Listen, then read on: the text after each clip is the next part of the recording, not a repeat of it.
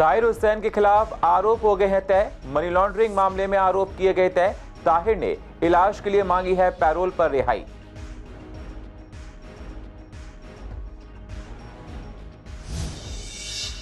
मंडावली के ज्वेलर पर दुकान में घुसकर बदमाशों ने किए ताबड़तोड़ हमले। हमला कर पैसे और गोल्ड का सामान मांग रहे थे बदमाश। सीसीटीवी में कैद हुआ पूरा मामला। पीड़ित ने पुलिस के काम पर उठाए सवाल। एमसीडी सदन में हुए हंगामे को लेकर बीजेपी ने पूर्वी दिल्ली में 16 जगह किया प्रदर्शन। निगम में गठन की देरी के लिए आपको बताया जिम्मेदार।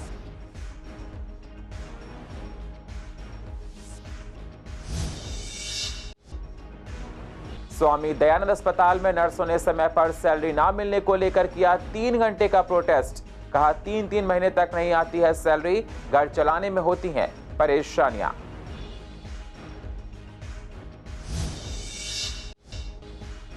और पूर्वी दिल्ली के ऑटो और टैक्सी वाले किराया बढ़ने से हैं नाराज।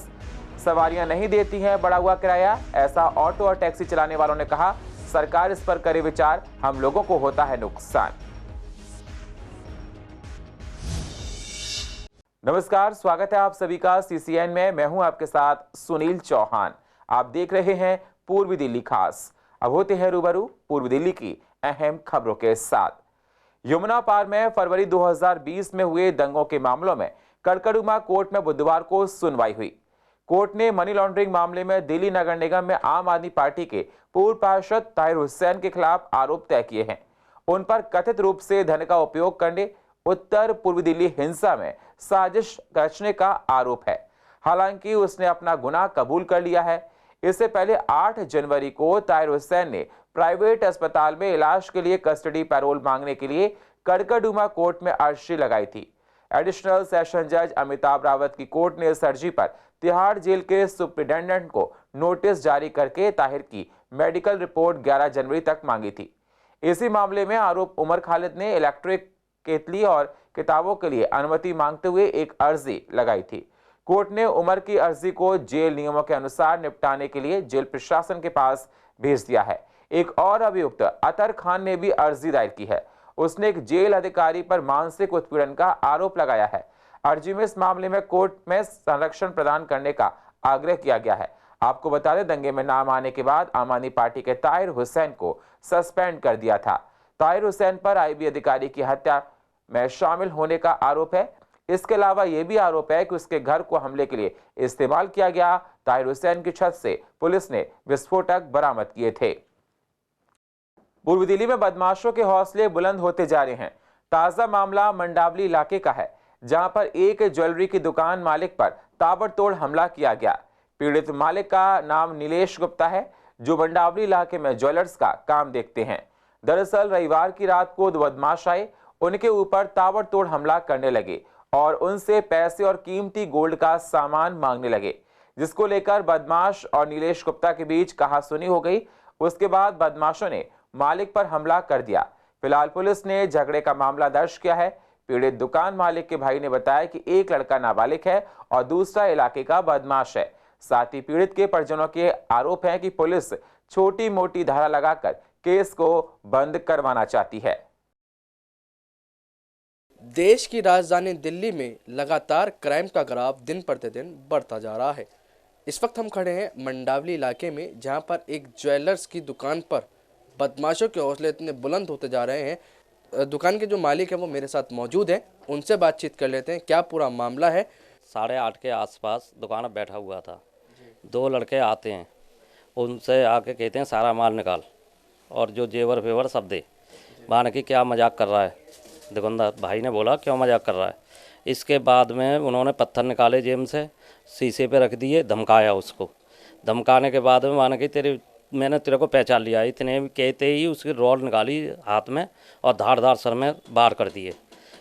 इसलिए वो गंभीर रूप से घायल हो गए और सीसीटीवी फुटेज में सब कुछ आ गया। पुलिस यहाँ की, अब मैं यहाँ की पुलिस मंडावली की छोटा सा केस बना के FIR बना रही है उनसे, क्योंकि वो रसूखदार हैं, सट्टेबाज हैं, सचोड़ियाँ हैं, सब कुछ उनके यहाँ धंधा चलता है, जुआ होता है। आपको बता दें कि यहाँ CCTV कैमरे भी मौजूद हैं। जो पूरी घटना है वो CCTV कैमरे में कैद हो चुकी थी। उसके बावजूद पुलिस इस पूरे मामले में जो है कॉम्प्रोमाइज़ की बात कर रही है, लेकिन पीड़ित का ये कहना है कि इस पर मामला दर्ज हो और पुलिस उचित कार्रवाई करे। अब देखना यही है कि पुलिस आगे किस तरीके से कार्रवाई करती है। वीडियो जर्नलिस्ट रविकांत के साथ मोहित शर्मा, CCN लाइव, दिल्ली। नवनिर्वाचित पार्षदों की शपथ से पहले ही सदन में सियासत गर्मा गई, जिसके बाद मारपीट की नौबत आ गई। इसी को लेकर बीजेपी जगह जगह प्रोटेस्ट कर रही है। उन्होंने तकरीबन पूर्वी दिल्ली में 16 जगहों पर प्रदर्शन किया है और अपनी नाराजगी को व्यक्त किया। बीजेपी ने जगह जगह बैनर कैंपेन चलाए और आम आदमी पार्टी के सरदार अरविंद केजरीवाल पर जमकर अपना गुस्सा जाहिर किया है। प्रदर्शनकारियों का कहना है कि जब तक अरविंद केजरीवाल दिल्ली की जनता से माफी नहीं मांगते हैं, तब तक ये प्रोटेस्ट जारी रहेगा। केजरीवाल के जो असामाजिक तत्व पार्षद हैं, जो दिल्ली के विकास में सहभागी नहीं बन करके दिल्ली के विकास को रोकना चाहते हैं और गुंडई करते हैं, सदन में हाथापाई करते हैं, तो उसके विरोध में यहाँ पे हमारे भारतीय जनता पार्टी के युवा मोर्चा के कार्यकर्ताओं ने बैनर कैंपेन प्रारंभ किया है और ये दिल्ली की जनता को मैसेज कर देना चाहते हैं कि दिल्ली में गुंडागर्दी नहीं चलेगी जब तक केजरीवाल दिल्ली की जनता से माफ़ी नहीं मांगते हैं और अंबेडकर जी का अपमान करना बंद नहीं करते हैं, उनके संविधान का अपमान करना बंद नहीं करते हैं, तब तक ये अभियान जारी रहेगा। पूर्व दिल्ली के स्वामी दयानंद अस्पताल में सैलरी की समस्या काफी लंबे अरसे से चल रही है, जिसे देखते हुए कई बार अस्पताल में प्रोटेस्ट भी हुआ है। आज स्वामी दयानंद अस्पताल में नर्सिंग स्टाफ ने 3 घंटे का प्रोटेस्ट किया। नर्सिंग स्टाफ का कहना है कि उनकी सैलरी 3-3 महीने तक नहीं आती है, जिसके चलते उन्हें काफी समस्याओं का सामना करना पड़ता है। इसी संबंध में आज उन्होंने 3 घंटे का प्रोटेस्ट किया और अगर सैलरी नहीं मिली तो आगे ऐसे ही जारी रहेगा और आगे चलकर वो 24 घंटे का प्रोटेस्ट भी कर सकते हैं। सर, हमारी पिछले 3 महीने से हमें सैलरी नहीं मिली और ये पिछले 4 या 5 साल का हर साल का डर रहा है। हम 2 महीने 3 महीने में एक बार स्ट्राइक करते हैं तो एक सैलरी दे देते हैं और उसके बाद फिर चुप बैठते हैं। इससे हमें बहुत प्रॉब्लम्स हो रही है। हम चाहते नहीं है पेशेंट को सफ़र करें, लेकिन अगर ये ऐसा ही चलता रहा और इन्होंने अभी भी हमारी बात नहीं सुनी, नहीं मानी, तो हम कोशिश करेंगे कि इस 3 घंटे की एजिटेशन को कन्वर्ट करके हम 24 इंडेफिनेट स्ट्राइक पे चले जाए। नहीं, अभी प्रशासन से हमारी कोई बात नहीं हुई है। हमारी MS से भी हमारी बात हुई है, लेकिन हम उनके जवाब से सेटिस्फाइड नहीं हैं, इसलिए हम ये कंटिन्यू कर रहे हैं। हमारे अस्पताल की आपातकालीन सुविधाएं, main casualty, gynae casualty, labour room और NICU सभी जगह एक स्टाफ है। ऐसा नहीं है कि वहाँ पेशेंट्स हैं तो पेशेंट सफ़र हो रहा है। हमने एक स्टाफ वहाँ छोड़ा हुआ। राजधानी समेत देश भर में CNG के दामों में पिछले कुछ समय से लगातार बढ़ोतरी देखने को मिल रही है। कुछ समय पहले ही ऑटो और टैक्सी चालकों ने दिल्ली में किराए में संशोधन की मांग को लेकर धरना प्रदर्शन किया था, जिसके बाद दिल्ली सरकार ने किराया बढ़ाने के लिए कमेटी का गठन किया और उसके आधार पर अब किराए में बढ़ोतरी की गई है। लेकिन इस बीच ऑटो टैक्सी चालकों की दिक्कतें और बढ़ गई हैं। उनका मानना है कि लोग इतना किराया नहीं देंगे, जिससे चालकों को आर्थिक तंगी आगे चलकर झेलनी पड़ सकती है और उनकी जेब पर बुरा असर पड़ेगा। सरकार को इस पर ध्यान देना चाहिए। दिक्कतें सभी होंगी, सब क्या करें, किराया बढ़ेगा। हमें तो खैर किराया अभी तक मिला नहीं है। किराया बढ़ेगा, आप बता रहे हो किराया बढ़ेगा, लेकिन हमें तो अभी तक कोई किराया मिला नहीं है। वो तो सर जब होगा तब होगा, अभी तो कुछ अभी तो सुनने में आ रहा है। सर किराया भी निकालना है, 400 की गाड़ी की झाड़ी निकालनी है, 400 और गाड़ी वाले के 400 रुपये निकालने, 800 रुपये तो ये निकालने। इसमें दिक्कत तो भाई देखो बहुत सारी आनी है और जब से CNG इतनी महंगी हो चुकी है हमारी और अब बढ़ा रहे हैं ये तो बहुत पहले बढ़ जाना चाहिए था किराया हमारा, और आने वाले सवारी को भी इसमें दिक्कत का सामना करना पड़ेगा। सवारी भी हमसे सवाल जवाब करती है, तो सरकार को कोई ऐसा सोल्यूशन निकालना चाहिए जिससे सबको आसानी रहे। पूर्व दिल्ली पुलिस के हाथ बड़ी सफलता लगी है। भजनपुरा इलाके के सुभाष मोहल्ला में 5 लाख रुपए की सुपारी लेकर महिला पर गोली चलाने वाली 17 साल की किशोरी के 2 और साथियों को पकड़ने में पुलिस को कामयाबी मिली है। पकड़े गए आरोपियों की पहचान मुस्तफाबाद निवासी निजामुद्दीन और चांदबाग निवासी वसीम के रूप में हुई। पुलिस ने वारदात में इस्तेमाल ऑटो भी बरामद कर लिया है। पुलिस को पीड़ित महिला खुर्शीदा के सौतेले बेटे और मुख्य साजिशकर्ता नासिर की तलाश है। शनिवार शाम को एक 17 साल की लड़की ने परचून की दुकान पर मौजूद खुर्शीदा को गोली मार दी थी। 2 गोलियां उनकी छाती के नीचे लगी, जिस वजह से महिला की हालत गंभीर बनी हुई है। स्थानीय लोगों ने मौके से ही गोली चलाने वाली लड़की को दबोच लिया। उसे पिस्टल समेत पुलिस के हवाले कर दिया गया। पुलिस जांच के दौरान सीसीटीवी फुटेज से पता चला है कि वारदात के समय किशोरी के साथ और लोग भी ऑटो में सवार होकर वहां पर पहुंचे थे। पुलिस ने ऑटो नंबर के आधार पर पता किया तो और आरोपियों की पहचान भी हो गई है। दिल्ली सरकार ने अगले हफ्ते विधानसभा का 3 दिन का सत्र बुलाया है। कृष्णानगर के आप विधायक एसके बग्गा का कहना है कि सत्र में हम अपने इलाके की समस्याओं को रखेंगे, जिसके लिए हम तैयारियां कर रहे हैं। अगर जरूरत पड़ी तो सत्र को आगे भी बढ़ाया जा सकता है। वहीं बीजेपी विधायक ने कहा कि ओपी शर्मा ने कि इस सत्र में समस्याओं को हम भी रखेंगे। आम आदमी पार्टी पर कई सवाल भी उन्होंने खड़े किए हैं। दिल्ली में बिजली, सड़क और पानी का संकट है। स्कूलों में फैकल्टी नहीं है, स्कूलों में फर्नीचर नहीं है, लैब में कुछ नहीं है, हॉस्पिटल में दवाइयाँ नहीं है, डॉक्टर नहीं है, लोग मारे मारे फिर रहे हैं। इन जनहित के मुद्दों पर सदन में चर्चा होनी चाहिए, लेकिन ये खाना पूर्ति करते हैं और कम से कम समय का सदन बुलाकर उसकी इतिश्री कर देते हैं, जिसकी हम भारतीय जनता पार्टी निंदा करती है। केवल खाना पूर्ति कर रहे हैं और जनता के हित की बातों को सदन में करने से कतरा रहे हैं। मैं लेटर दिखाता हूँ आपको, इसमें लिखा हुआ है कि 16, 17, 18 के अलावा जरूरत पड़ेगी, अगर समस्याएं होंगी मेंबर्स की तो उसको एक्सटेंड भी किया जा सकता है। कोई लिमिट नहीं है कि 3 दिन ही चलेगा, ये 2 दिन 3 दिन और एक्सटेंड भी हो सकता है। तो जो समस्याएं हमारी रूल 280 में वो हम लोग तैयार कर रहे हैं, कल परसों फाइल करेंगे। जरूरत पड़ेगी आगे तो और भी लिख कर देंगे अपनी समस्याएं। विधानसभा में ऐसा बिल्कुल नहीं होगा, ना जरूरत है। वहाँ पे सब चुने हुए सब ओथ ले चुके हैं। अपनी समस्या 3 दिन बहुत होते हैं, पूरा दिन सत्र चलता है।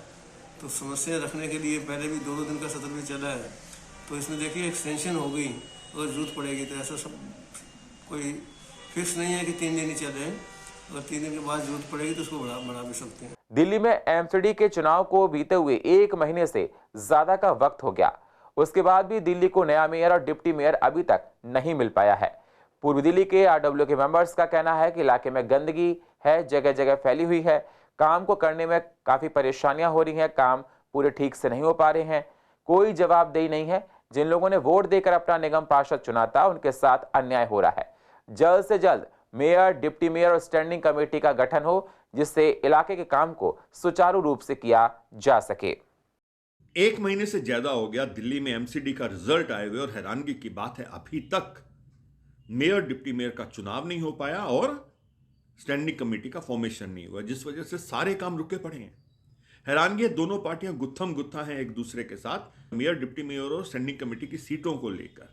लगता नहीं कि शायद किसी को परवाह है उन लोगों की जिन्होंने वोट देके आप लोगों को चुन के सत्ता में भेजा है।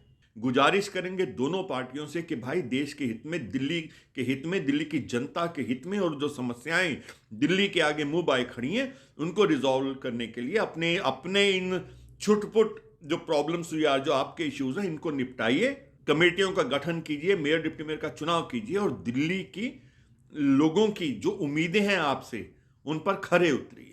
दिल्ली में नगर निगम के चुनाव हुए बहुत टाइम हो गया है, उसमें मेयर और डिप्टी मेयर का चुनाव अभी तक नहीं हुआ।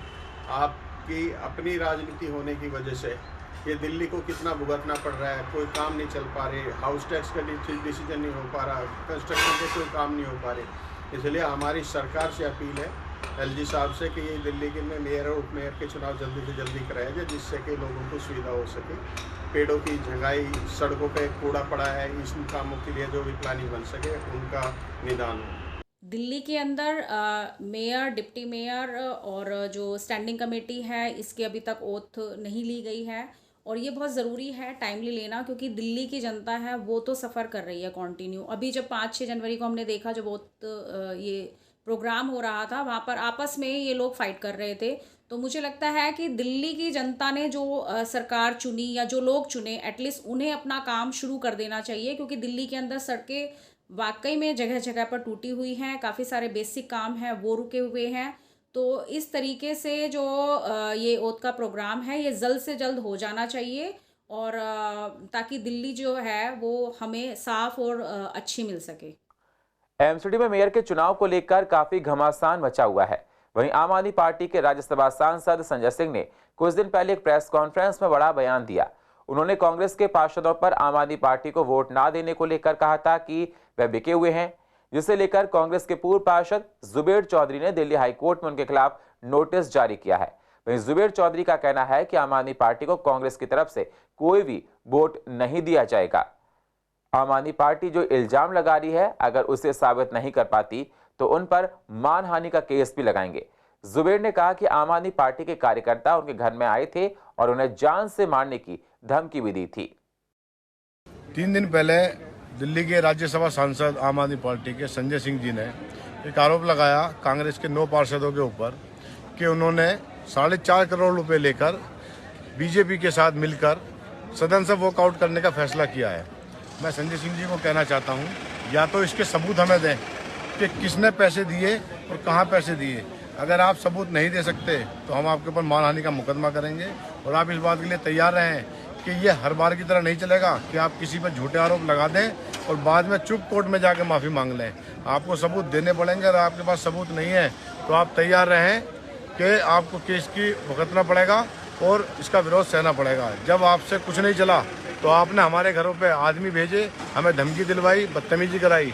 जब आपका पैसे का लालच नहीं चला तो आप सोचते हो कि धमकी देके हमारा वोट ले लोगे। आप ध्यान रखो, हम आम आदमी पार्टी को किसी भी कीमत पे सपोर्ट नहीं करेंगे।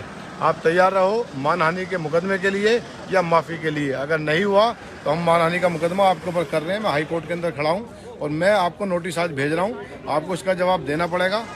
अगर जवाब नहीं दिया तो मानहानि के मुकदमे के लिए आप तैयार रहें। इनकी मिसेस वो निगम पार्षद है और चूंकि वो कांग्रेस से निगम पार्षद है और वो संजय सिंह और सौरभ भारद्वाज ने एक प्रेस कॉन्फ्रेंस करके पब्लिकली जो है कांग्रेस पे और कांग्रेस के पार्षदों पे इल्ज़ाम लगाया कि 50 लाख रुपए लेके ये बीजेपी से डील कर लिए। इसलिए इन्होंने कांग्रेस पार्टी और जो पार्षद कांग्रेस के हैं उनके खिलाफ इल्ज़ाम लगाया है, जो कि पब्लिकली किया है, जो एक डिफेमेशन का केस बनता है और कांग्रेस की और पार्षदों की जो इमेज को धक्का पहुंचा है उसके लिए एक हम नोटिस भेज रहे हैं कांग्रेस पार्षद की तरफ से कि या तो वो रिटर्न में अपनी अपोलॉजी टेंडर करें और वैसे ही प्रेस कॉन्फ्रेंस करा के अपनी अपोलॉजी टेंडर करें। नए साल के साथ जनवरी के महीने में आने वाले त्योहार जैसे लोहड़ी और मकर संक्रांति पर लोग खरीदारी करते हैं और इन त्योहारों को धूमधाम से मनाया जाता है। तैयारियां चल रही हैं, लेकिन इस बार लोगों में असमंजस की स्थिति बनी हुई है कि लोहड़ी का त्योहार कब है और 15 और 13 को है या 14 को है लोहड़ी। जब हमने लोगों से बात की तो उन्होंने बताया कि लोहड़ी 13 को ही है, लेकिन कुछ लोग मकर संक्रांति के साथ भी इसे मानते हैं। ऐसे बाजारों में रौनक देखने को मिल रही है। साथ ही बाजारों में मूंगफली, रेवड़ी, गजक और मक्के के लिए दुकानें सज गई हैं। लोगों ने खरीदारी करनी भी शुरू कर दी है। दुकानदारों का कहना है कि अभी खरीदारी कम हो रही है, लेकिन उम्मीद है कि 13 जनवरी तक अच्छी बिक्री होगी। वहीं इस बार सामान के दामों में उछाल भी देखने को मिल रहा है। सब कुछ खरीदा जाता है, मूंगफली, रेवड़ियाँ, ये फ्रूट वगैरह और ये गच्चके वच्चके सारा सामान। लिया कुछ या फिर नहीं, मैं तो लेके रखा हूँ। कपड़े बच्चों के सारा फुल्ले, रेवड़ी, मूंगफली, गच्चक, फ्रूट। हाँ आ रहे हैं, ग्राहक आ रहे हैं। हाँ खरीदारी करते हैं। जो मूंगफली है, गजक है, अच्छा। मक्का है, खीला मक्का का, यही चीज है। अभी ग्राहक कम है या ज्यादा है? अभी तो कम है, अभी तो ग्राहक 2 ग्राहक आए हैं। हर महंगा है माल, हर महंगा, मूंगफली वगैरह हर रेट महंगा है। ये रेवड़ी और मक्का ही खरीदते हैं ज्यादातर 13 तारीख की लोहड़ी की वजह से। हाँ संक्रांति के लिए हल्का सल्का बिकेगा, लेकिन अभी 13 तारीख को ज़्यादा बिकेगा। कम है, अभी तो बहुत कम हो रही है। हाँ कुछ होगी, 13 तारीख में होगी। उसी दिन खरीदेंगे जिस दिन लोहड़ी होगी, नहीं उसी दिन 3 बजे के बाद होगा काम। देखो जहाँ पहले 2 किलो खरीदते थे, अब 1 किलो 1.5 किलो खरीदेंगे। महंगा है ना माल इस साल। उस साल 120 बेचते थे, अब 40 रुपये पाव। पहले 30 रुपये पाव पर साल, अब 40 रुपये पाव बेचेंगे इस साल। हाँ नहीं, फुल्ले तो 40 रुपये पाव मूंगफली का, और फुल्ले 50 रुपये का 250 ग्राम 200 रुपये किलो। नहीं इसी रेट बेचेंगे, यही रेट होगा हमारा। और से लेके और तक यही रेट होगा। यमुना को साफ करने की बात हर सरकार करती है, लेकिन आज भी ये सभी दावे खोखले नजर आते हैं, क्योंकि अन्य राज्यों की तुलना में दिल्ली इकलौता ऐसा शहर है जहां 75% तक यमुना प्रदूषित है। जहां एक ओर इन नदियों को पूजा जाता है तो वहीं दूसरी ओर यहाँ ये नदियां इतनी प्रदूषित हो चुकी हैं और सरकारें इन्हें साफ करने में कोई सख्ती नहीं करती। पूर्व दिल्ली के लोगों का कहना है कि दिल्ली सरकार ने दावे किए थे कि नदी को टूरिस्ट प्लेस बनाएंगे, उसमें बोटिंग भी करेंगे, साथ ही नदी का पानी भी साफ होगा, लेकिन आज भी हालात बद से बदतर बने हुए हैं। फंड लेने के बाद भी सरकार केवल प्रयास करने की बात करती है, लेकिन असल में कुछ नहीं होता है। जितनी होनी चाहिए थी उतनी पार्टली हुई होगी, जितनी बिल्कुल साफ नीट एंड क्लीन पानी चाहिए था वो नहीं हुआ। प्रयास का जो दावे किए जाते हैं, फंड्स लिया जाता है, वो होना चाहिए, यूटिलाइज होना चाहिए। उसके फंड्स भी लेते हैं ना साफ करने के लिए, करोड़ों रुपया हर गवर्नमेंट ने लिया 15-20 साल में। पिछले आप रिकॉर्ड देख लीजिएगा। तो दिल्ली सरकार केवल मतलब खाना पूर्ति कर रही है। कोई भी सरकार आई, इससे पहले भी उन्होंने भी कुछ नहीं किया। 15 की जो हालत अभी हम देख रहे हैं, वो नाला हो चुकी है, नहर है, नदी, वो नाला हो चुकी है। आप उसमें मतलब हाथ भी नहीं धो सकते, नहाना तो दूर की बात है। सरकार वो देखे, अब हमारा ये तो सरकार को कह ही सकते हैं, रिक्वेस्ट कर सकते हैं। अभी तक तो ऐसा कोई प्रयास नज़र नहीं आया। इस गवर्नमेंट को बने हुए 8-10 साल होने वाले हैं। जब ये आए थे स्टार्टिंग में तो उन्होंने कहा था कि यमुना को ना इतना साफ़ कर देंगे कि लोग यहाँ पिकनिक मनाने आएंगे और आप सभी को मैं जल में नहा के दिखाऊंगा। कितना प्रदूषण, कितनी गंदगी, कितने नाले यमुना के अंदर आ रहे हैं। अभी तक आज तक ऐसा कुछ नहीं हुआ, खाली चुनावी वादे, नथिंग एल्स। हर बंदे को फंड चल रहा है, लेकिन आज तक इन्होंने कोई सफाई नहीं दिखाई, बल्कि उन्होंने नाले दिखाए हैं कि आप ये देखिए, ये नाला आ रहा है, ये नाला है, नाला आ रहा है। बहुत ही गंदगी, दिक्कत सबको हो रही है। प्रदूषण होता है, प्रदूषण फैलता है, हर तरफ वातावरण खराब होता है। और पूर्व दिल्ली की अधिक जानकारी के लिए आप YouTube पर जाकर CCN लाइव को सब्सक्राइब करें और फ्रेश अपडेट लेते रहें। और फिलहाल पूर्व दिल्ली खास में इतना ही। बाकी खबरों के लिए आप बने रहिए CCN के साथ। तब तक के लिए नमस्कार।